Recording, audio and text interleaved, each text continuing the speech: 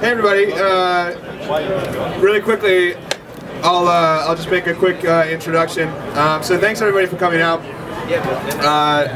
So the name of this event is Free-to-Play Rocks, in case you didn't see the cake. The reason I wanted to organize this is that working in free-to-play gaming, kind of everything you read about your industry in the news is negative, which is really weird to me, because I think one of the reasons I wanted to get into it, or freemium, was that I felt like it was a really consumer-friendly business model. And so the motivation for organizing this was to kind of just to give a venue for people that work in freemium and that work in free-to-play to actually talk about the things about free-to-play and freemium that are really positive, right? That are friendly to consumers, that you know, provide people with more choice when they make purchasing decisions. And so and that's the reason we organize it. So first of all, I'd like to thank AdCashi very much for allowing us to hold it here. For the beer and the great view of Old Town. And thanks GameFounders. And the Fondia law firm based in Helsinki, and also they have an office here, I think. So with that said, I'll just allow the panelists to introduce themselves.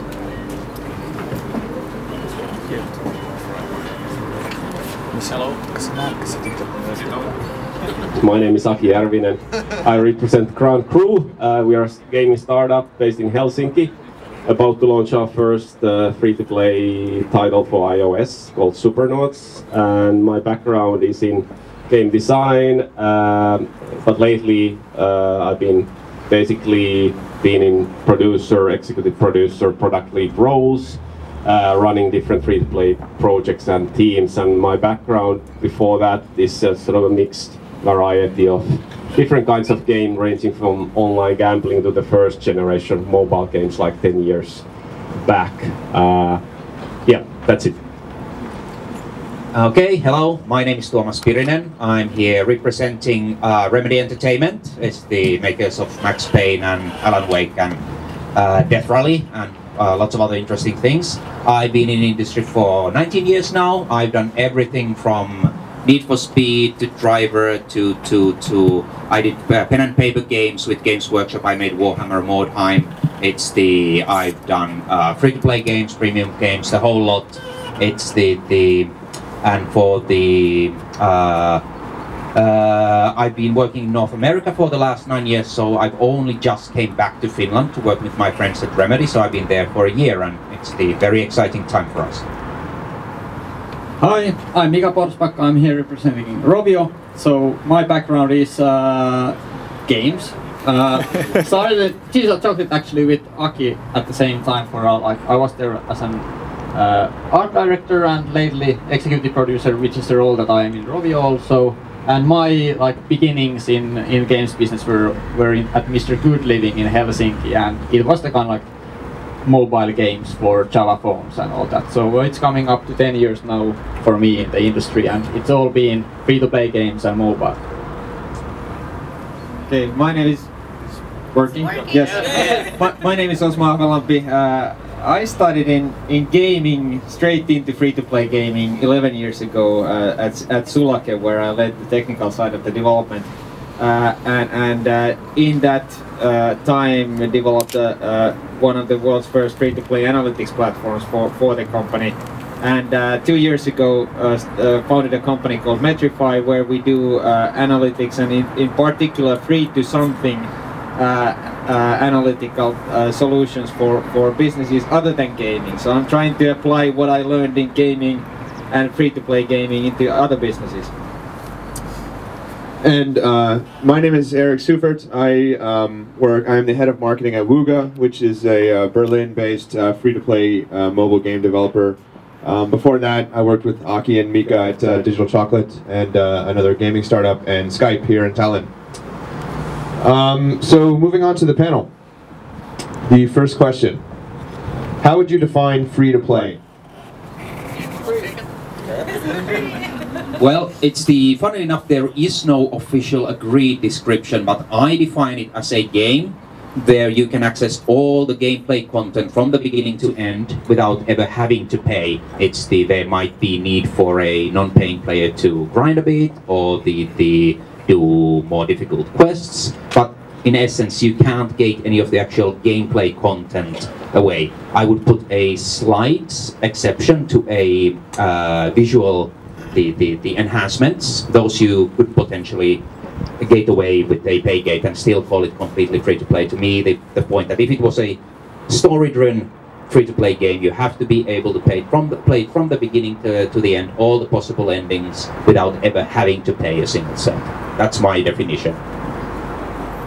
That's actually pretty much the same that I was thinking about. So, game that you are like really low barrier of entry with the price of free to download, and you get all the content for free, and like any purchases you might do are completely optional in the game. So I'm on the same page as you, that all the content for free, pretty much with the same kind of like exceptions that maybe some premium content could be completely gated behind premium cash or something like that. But yeah, it has to be optional purchases. I'm gonna add to that. I don't disagree with any of that, but I'm gonna add that it can't be a viable business if anyone isn't able to, or if there's a person who's playing the game and isn't able to pay and buy something. So never mind whether you've never bought anything or you've bought everything already, there still needs to be an opportunity to buy something and have incremental benefit, entertainment, whatever. But you have to have both ends. Players able to finish the game without paying ever, and players able to buy at any given time.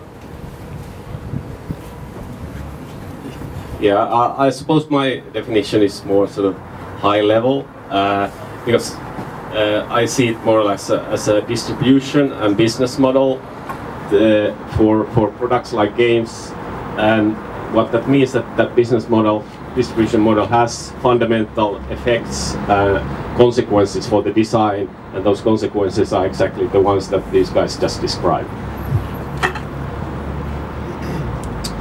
Okay, question number 2. Do you think certain game mechanics, such as time gates, need to appear in every free-to-play game?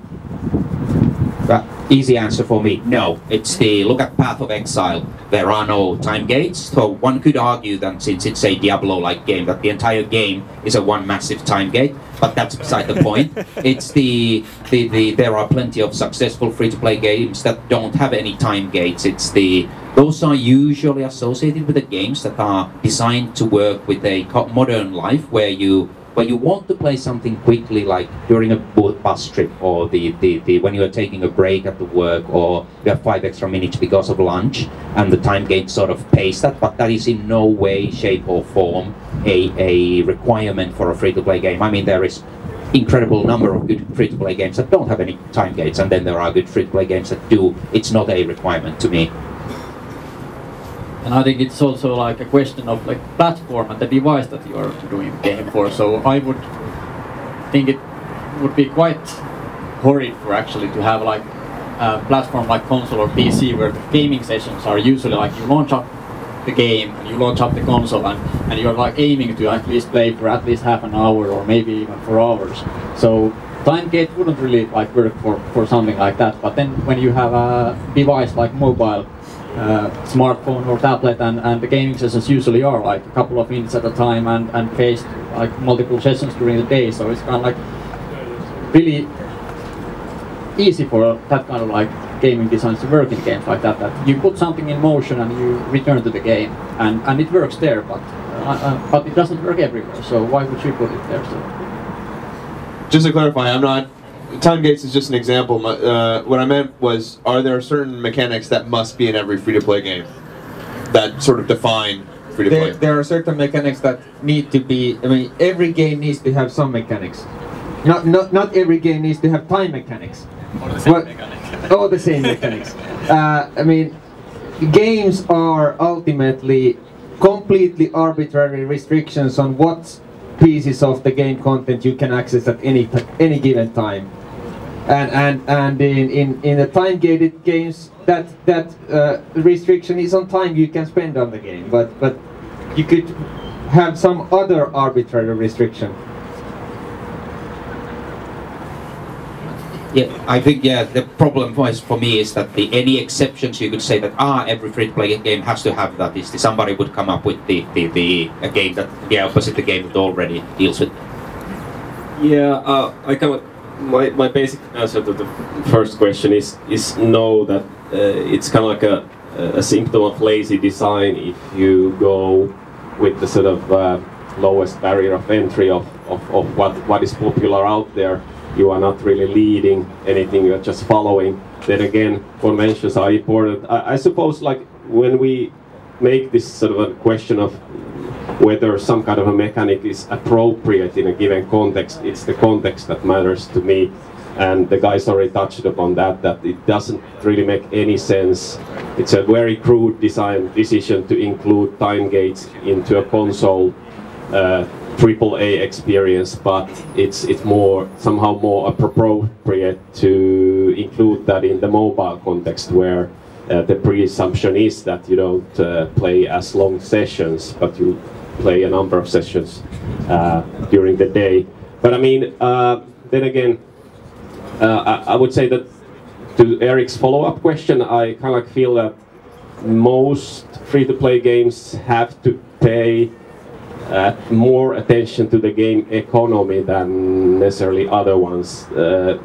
In many non-free-to-play games you have definitely like an internal economy of the game, but the sinks and sources of the economy do not have to be necessarily as tightly optimized as they do perhaps in a free-to-play game. This is not kind of like a finished thought, it's more like an idea that I'm throwing out there. So feel free to challenge that. When you're designing a free-to-play game, how much thought goes into monetization versus keeping the player engaged? Well, I can continue. It's kind of like twofold thing. Definitely, I'm a believer that retention is everything, and once you retain your players to a certain extent, and you have a certain proven set of monetization mechanics in place, you're bound to succeed, more or less. So even if retention is really the basis of fun, and retention rises from fun and engagement, which are the sort of bread and butter of game design, and we really should stick to those if we want to keep on making fun games. Still, you have to pay attention to the monetization in the sense that I just said regarding, for instance, how the game economy works. And this harks back also to what Osmo said before, that the free-to-play game has to have the possibility of spending money. I mean, otherwise it's basically an advert game or charity, So it's a complicated question, but I would still say that retention first and monetization will follow from that. Well, making a video game is such a complicated matter that the really monetization can only fill so much of your time. Like really, even the companies that do free-to-play games don't spend all that much time just thinking and talking about monetization. Just doing an art for a game takes so much effort, and the work that just talking about that takes way longer than any monetization scheme. But I do say that you should not completely ignore it either. I mean, one of my favorite developers in the world is the Rocket Cat Games. Did a tremendous free-to-play game, Punch Quest. It's the Metacritic 93, huge number of downloads, and they did not make a red cent. The only thing they sold were hats, just like Team Fortress 2. Nobody bought hats. And this makes me very, very sad, because the game is incredibly good. But it was very unfortunate for that studio. They let them into a lot of trouble. Everybody said, best game ever, love it, played constantly, awesome. And not any one of the fans were willing to spend a single cent on it. So making sure that the offer is compelling. Like what I think about in a good in-app purchase is something where both sides feel they benefited. Like it has to be a purchase that the buyer is really happy about what he bought. And I, as a seller, am happy because obviously I get to eat. It's and if you don't think about that at all, then it's a charity, and even for our appearance might otherwise suggest we do have to eat. Yeah, I also think that in the very beginning that you start like working on the game and you have some ideas what it could be, I think it pays to think a bit about the monetization already at that early stage. That what is the thing that you are actually going to sell in the game? But I have the feeling that after that, like making the kind of like early choices when you are proving up the idea and thinking like what is this game all about, after that it kind of goes in the back burner. Like, after that you're just like concentrating on doing the greatest game possible and the greatest experience possible, and I think that there is kind of like this thought about monetization only being thought about in free-to-play business and developers working on free-to-play, but no, it's like usually it's just about like how we are going to do the best game possible and what makes the most fun experience. But like you said, that there needs to be some thought for the monetization if you want to succeed and get like bread on the table, so to speak. Yeah, well, you have to think about it in the beginning. So you have to understand what is the thing that people are paying for, whether it's a time gate or something else, and then you have to return it to the end, to the same question at the end of the thing. Once you have a fun product, but because then you have to ensure again what I said in the beginning, that no matter how many times has a player bought already, there still needs to be incremental benefit in buying again. And that is, I mean, if you put in hats as a purchasable item and that's it, well, yeah, even if you got everyone to pay once, that's 50 cents per player or something. Won't save you. Most criticisms of free-to-play focus on perceived manipulation or players being coerced into spending money. Do you think the biggest free-to-play games do that? Players are not dumb. At least most players are not dumb. No successful free-to-play would ever become successful if they try to trick players into paying for the entertainment. It has to be a completely voluntary action, and for the successful titles, it absolutely is.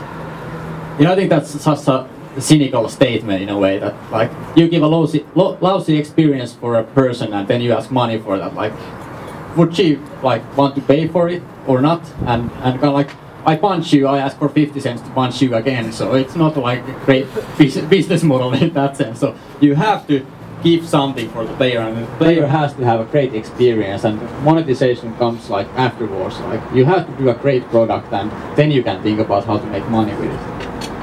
Yeah, it's the just a few months back I read an article on internet about this very deep, clever psychological manipulation, how the free-to-play games against the gamers will force them to pay, and they scream but they can't resist. And I'm a man who I'm a natural contrarian, but I also I love hearing the opposite point of view. And then I checked that I play a lot of Puzzle and Dragons, which I love the game. I think the puzzle mechanic is the biggest puzzle innovation I've ever seen. And then I checked, am I being tricked? Am I cursed? Nah, I made games for 20 years. I know exactly. The game is offering extra space for my monsters. I want more monsters. The game gives me enough space if I want to have a couple of teams, but I want to have 100. It's I have plenty of monsters. I want 1,000, so I'm gonna buy more monsters. And there is no trick that would force me to buy it. It's the game never even asks me to buy anything. I have to go and find where the bloody hell can I buy the monsters. It's I agree, the players just aren't dumb. Like, the fundamental point that seems to be made again and again, that we game designers have this incredible psychological ability to extract unlimited amount of money from the players. And I'm gonna say that why the hell are we making video games then? I mean, You should use them everywhere. Yeah, I mean, I would start selling like insurance. 100 grand a piece. Since I'm so good at manipulating people psychologically, why am I making video game now? It's rubbish. Well, for me, I think these kinds of questions raise the sort of puzzlement. Where does the argument stem from? How does a person sort of see that there's some coercion taking place? And I suppose it rises, at least my educated guess is that it rises from the fundamental difference that free-to-play games need to do, is that they need to surface the virtual goods that they are selling. They need to merchandise those into the game in a different way than in the sort of business model where somebody has paid some money up front. And I suppose for these critics, the fact that you show that price in premium currency or whatever, or you provide that link to the in-app purchase, that is sort of outrageous, and that constitutes a form of coercion. That's it. So, which then again for us is quite, that doesn't make any sense. We need to do it. But I suppose at the same time that we're defending free-to-play here, I do think that we also have to acknowledge that it's still early days. We can get very much better at this. There are many crude implementations out there, especially a couple of years back, like where I think for me as a game developer, it's very important that I managed to create games where the value proposition of my in-app purchases or whatever is very clear to the player, and they are able to make that informed choice that, okay, I want that, what the hell, I'll spend money, this is a good game, I like to play it. But if you look back at the history of free-to-play game, especially the recent history in the early days of Facebook and mobile, for instance, there are very many crude implementations where that value proposition is not clear, and most of those have been sort of swept away, which is good, but still we can get better at this. So talking about the value proposition,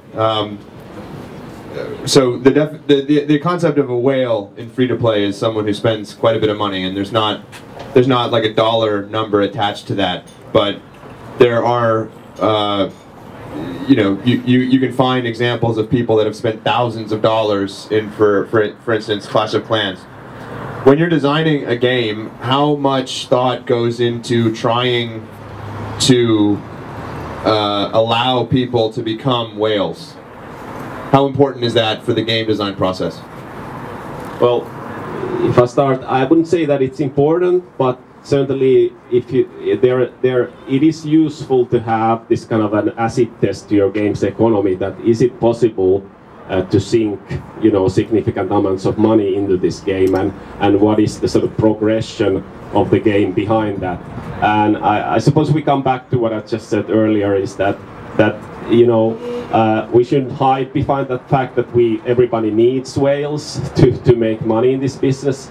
At the same breath, I also do think that we don't really have in this business any mechanisms, despite all the data and metrics, to sort of spot kind of like problem gamers, in a sense that out of those, if somebody has spent $5,000, is he or she an oil sheik, or somebody who would have much better use for that money. So I kind of like from trying to look at this from a player-centered point of view, I do think that we need to be aware that we shouldn't excessively design for whales, but at the same time our games and their design should facilitate whales, and then we should be aware that of those minority cases where somebody actually, the amount of money they have spent into our product has become a problem.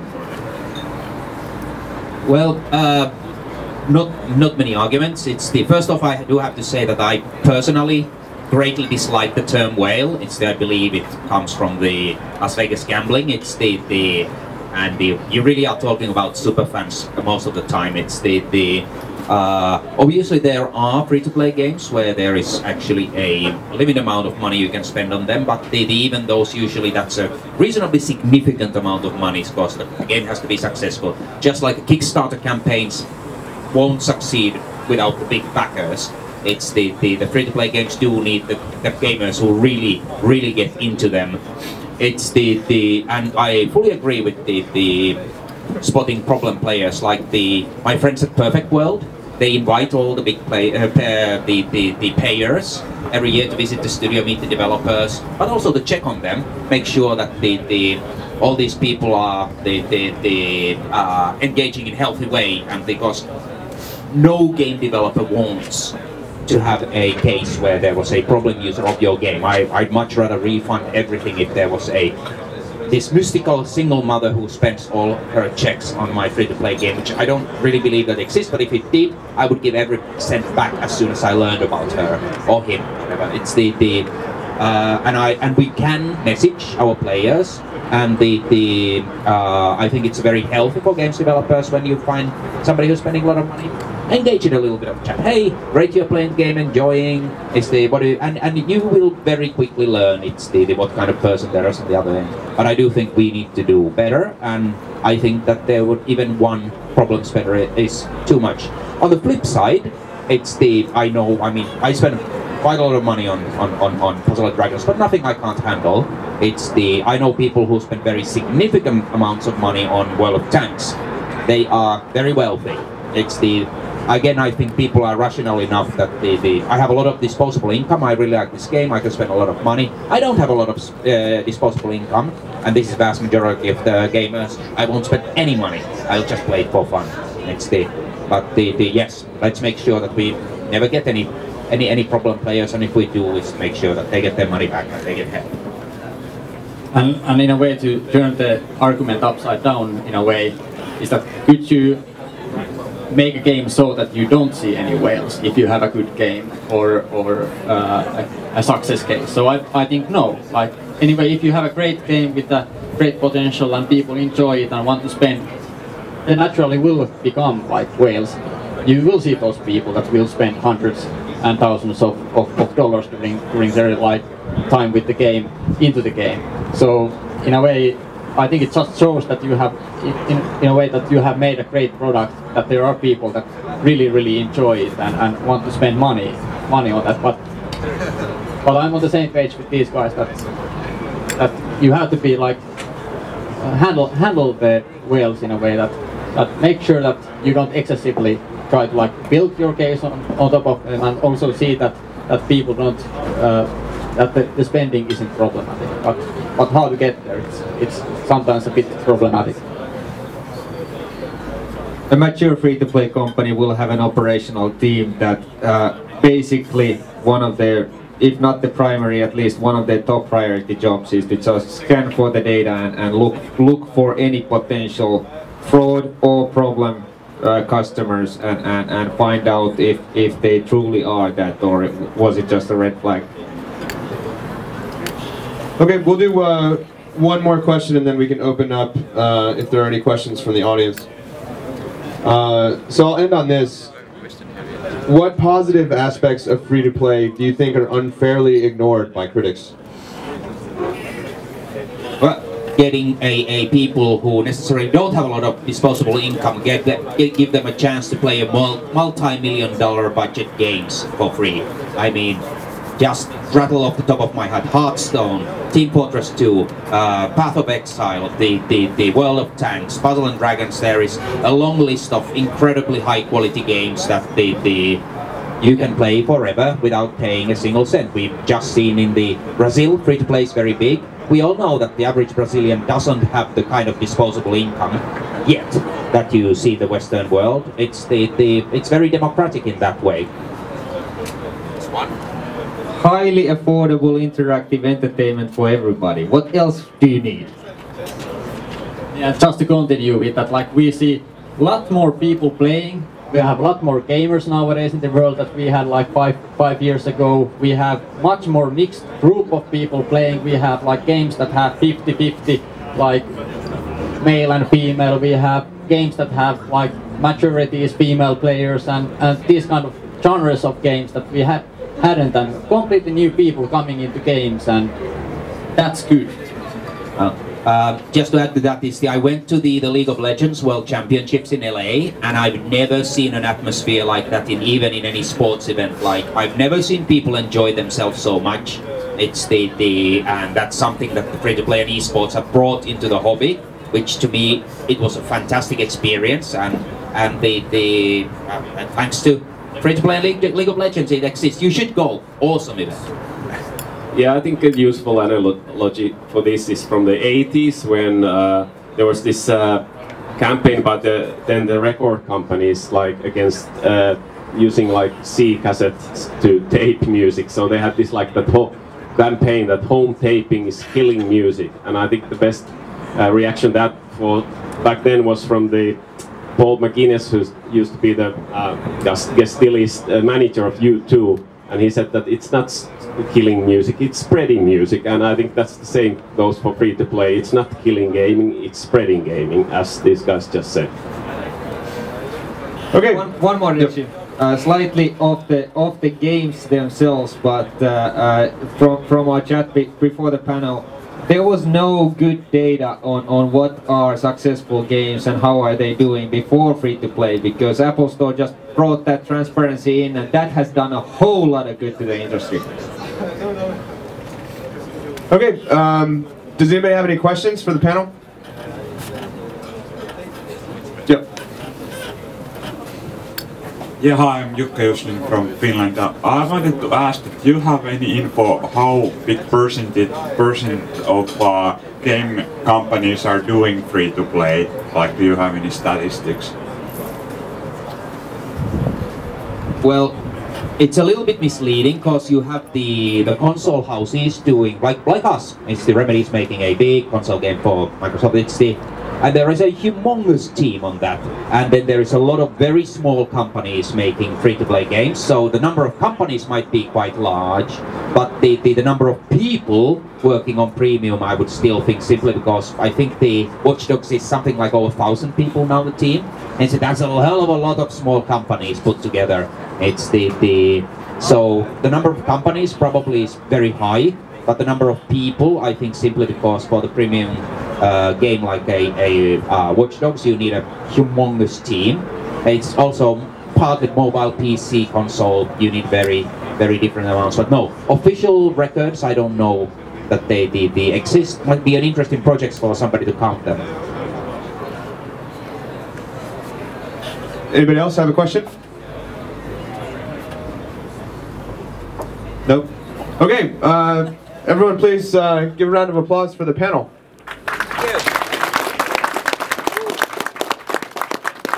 And thanks one more time to AdCashi for allowing us to hold this here on their nice patio. Drink beer. Okay, thank you very much for coming out.